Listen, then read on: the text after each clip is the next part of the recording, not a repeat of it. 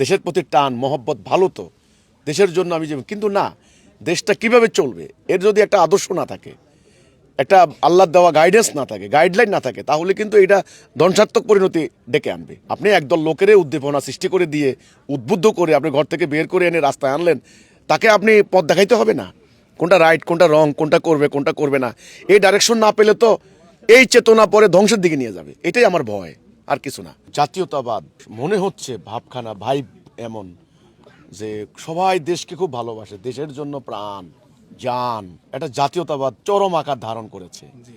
এবং জাতীয়তাবাদ একটা পর্যায়ে কিন্তু উগ্র জাতীয়তাবাদের রূপ পরিগ্রহ করে, যেটা আপনারা জানেন।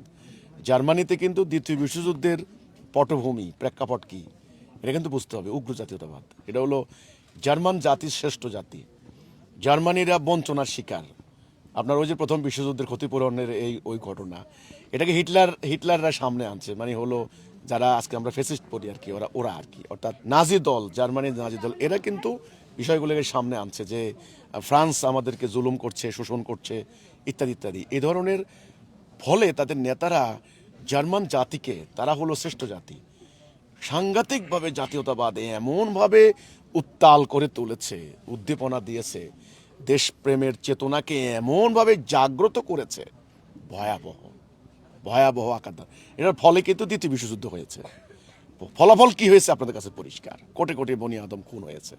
আমাদের এই বাংলাদেশে এখন যেটা আপনি প্রশ্ন করেছেন, এখানেও আমার কাছে মনে হয় মানুষের সেন্টিমেন্ট নিয়ে, অনুভূতি নিয়ে একটা গোষ্ঠী এখানে কাজ করছে।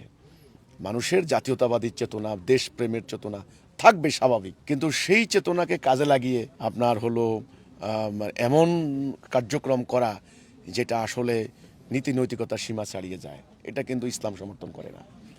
আর একটা কথা হলো, ইসলামের যে আদর্শ, সুমহান আদর্শ, এটা জাতীয়তাবাদী চেতনার থেকে অনেক উপরে, অনেক ঊর্ধ্বে।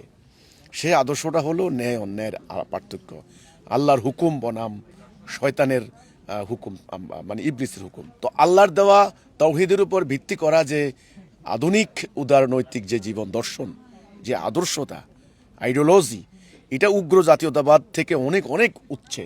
তো আজকে আমি আপনার প্রশ্নের সাথে আমি একমত যে আমার কাছে মনে হচ্ছে যে একটা সারা দেশে একটা সেন্টিমেন্ট জাগিয়ে তুলছে কেউ না কেউ। মনে হচ্ছে যেন প্রচন্ড দেশপ্রেম, দেশের জন্য এরা পাগল পারা, এরা পাগল প্রাণ মনে হচ্ছে।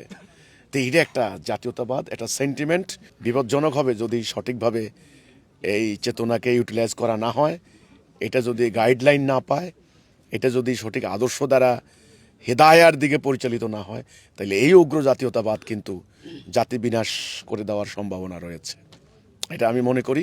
কাজেই জাতীয়তাবাদ, দেশপ্রেম, দেশের প্রতি টান মহব্বত, মাটির প্রতি মায়া, এটা স্বাভাবিক, এটা থাকবে, কিন্তু এটা উগ্ররূপ, এটা কিন্তু ঠিক নয়। ওই ধর্মের বেলায়ও কিন্তু ধর্মের প্রতি টান, ধর্মের প্রতি মহব্বত, ধর্ম প্রতিষ্ঠার চেষ্টা থাকবে, কিন্তু ধর্মের নামে উগ্র, হিতাহিত জ্ঞান শূন্য হয়ে যাওয়া, কি করব না, পাগল পারা হয়ে যাওয়া, এটা কিন্তু আবার অধর্ম। এজন্য আমার কথা হলো, এখন বাংলাদেশে যেটা হচ্ছে, রাজনৈতিক দলগুলি আমার কাছে মনে হয় মারাত্মক সেন্টিমেন্টকে, দেশপ্রেমের মানে জাতীয়তাবাদের সেন্টিমেন্টটাকে কাজে লাগানোর চেষ্টা করছে। আপনাদের দেশপ্রেম ভালো তো, দেশের প্রতি টান মহব্বত ভালো তো, দেশের জন্য আমি কিন্তু না, দেশটা কিভাবে চলবে এর যদি একটা আদর্শ না থাকে, একটা আল্লাহর দেওয়া গাইডেন্স না থাকে, গাইডলাইন না থাকে, তাহলে কিন্তু এটা ধ্বংসাত্মক পরিণতি ডেকে আনবে। আপনি একদল লোকের উদ্দীপনা সৃষ্টি করে দিয়ে উদ্বুদ্ধ করে আপনি ঘর থেকে বের করে এনে রাস্তায় আনলেন, তাকে আপনি পথ দেখাইতে হবে না, কোনটা রাইট কোনটা রং, কোনটা করবে না, এই ডাইরেকশন না পেলে তো এই চেতনা পরে ধ্বংসের দিকে নিয়ে যাবে। এটাই আমার ভয়, আর কিছু না। তো সেটা আমি মনে করি, সেটা নিয়ে কাজ করছি, সেই আদর্শ তুলে ধরছি। আমি আশা করব আজকে যারা সুন্দর করে কথা বলতে পারে, দেশের জন্য পাগল পারা, তাদের দেশটাকে তারা তৈরি করতে চান, দিল্লির আধিপত্য মানতে চান না, চীনের হস্তক্ষেপ চান না, আমেরিকার হস্তক্ষেপ চান না, তাদেরকে বলবো যে আসুন আল্লাহর দেওয়ার দিন কায়েম করে আমরা জাতিটাকে তাওহীদের উপর ঐক্যবদ্ধ করি, তবে সম্ভব হবে, না হলে মহাবিপদ আছে।